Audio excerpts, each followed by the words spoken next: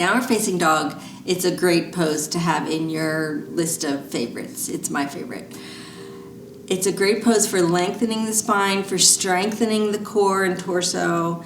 It's a great pose for opening up the shoulder girdle. It's a great pose for getting your hips to feel fluid, which makes walking, sitting, all daily activities better. It also turns you upside down, which is a great way to calm your nervous system. So whenever the head is lower than the heart, the body just understands that there's no threat on the horizon. So let's do down dog. Okay. That's better.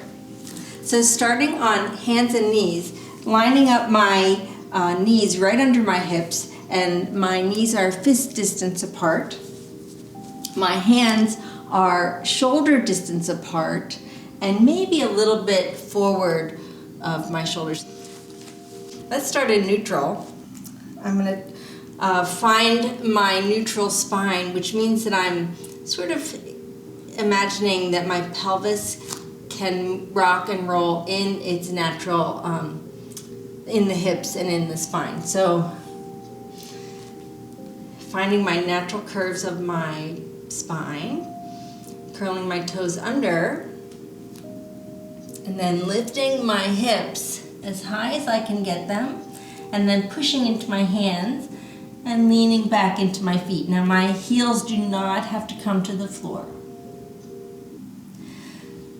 Let the ribs tuck into the body so that there's no hyperextension like that. So you're tucking the ribs in a little bit.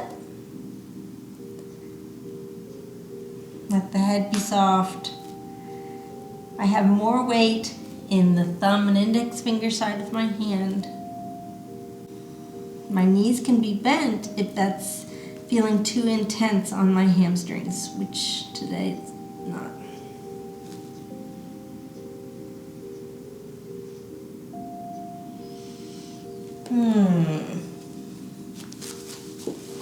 Thanks.